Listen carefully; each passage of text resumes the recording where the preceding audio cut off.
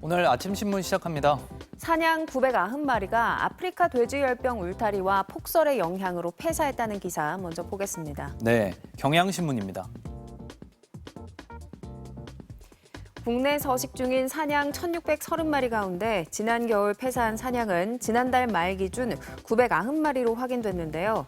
아프리카 돼지열병 울타리 설치가 본격적으로 시행된 2020년 이후 폐사체 수로 합치면 총 1,258마리로 국내 사냥의 약 77.18%가 폐사한 것으로 추정됩니다. 전체 사냥의 4분의 3 이상이 울타리의 영향으로 죽은 셈인데요. 이런 사냥 폐사의 실태는 서울에 사는 평범한 30대 초반 직장인이 국내 사냥 실태와 보호 정책에 대해서 정보 공개 청구를 하고 환경부 측과 전화 통화를 하면서 밝혀냈습니다. 환경부가 겨울철 먹이 부족과 폭설로 인한 사냥들의 피해 사례가 빈번해 보호 조치가 필요하다는 점을 인식하고 있었지만 골든타임을 허비하고 떼죽음을 방치했다고 주장했습니다. 다음은 한국경제입니다.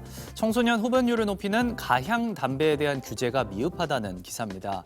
담배 필터에 감미료를 바르거나 필터 안에 향을 내는 캡슐을 넣는 식의 가향 담배는 담배에 대한 거부감을 덜고 흡연을 유인하는 효과가 있는데요. 일부 가향 물질은 기관지를 확장해 담배 연기를 더 깊게 흡입하는 효과를 내며 불에 타는 과정에서 발암 물질을 생성합니다. 가장 큰 문제는 가향 담배가 흡연 시작 연령을 낮출 수 있다는 점인데요. 다양한 감미료가 청소년의 호기심을 자극할 수 있기 때문입니다. 2022년 흡연자를 대상으로 한 설문조사에 따르면 청소년 흡연자 중 85%가 가향 담배를 피우는 것으로 나타났습니다.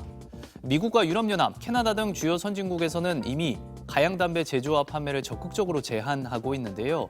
그러나 국내에선 관련 규제가 없다고 신문은 전했습니다. 이어서 매일경제입니다. 1990년대 중반에서 2000년대 초반에 태어난 이른바 잘파 세대가 소비 중심축으로 떠오르면서 남성 화장품 시장이 호황기를 맞고 있습니다. 과거에는 남성 화장이 스킨과 로션 같은 기초 제품 수준에 한정됐다면 최근에는 피부톤 보정이나 눈썹 관리 등 색조 메이크업까지 하는 남성이 늘고 있다고 하는데요. 지난해 말 남성 색조 화장품 상품 조회수는 19만 4,317건으로 전년 대비 2.6배 증가했고요. 2022년 기준 연간 남성 화장품 소비액도 1인당 9.6달러로 전 세계 1위를 차지했습니다. 이러한 남성 화장품 시장의 변화는 성별과 관계없이 개인의 취향을 중시하는 젠더 뉴트럴 트렌드의 영향도 있는 것으로 분석됩니다. 다음은 한국일보입니다. 지역 경제의 효자 노릇을 하던 유명 테마파크들이 휴 폐업하면서 애물단지로 전락하고 있습니다. 경남 양산시 통도 판타지아, 대구 에코 테마파크 대구숲, 경남 창녕 부곡 하와이 등이 이미 몇 년 전부터 휴장하거나 폐업했는데요. 해외여행 선호도가 높아지고 인구 절벽 상황까지 직면하면서 이용객들의 발길이 끊긴 겁니다. 테마파크가 휴장하자 주변 식당과 모텔, 마트 등 지역 상권의 피해도 이어지고 있습니다. 시설이 노후화된 테마파크는 공영 개발은 물론 민자 유치도 어려운 실정인데요.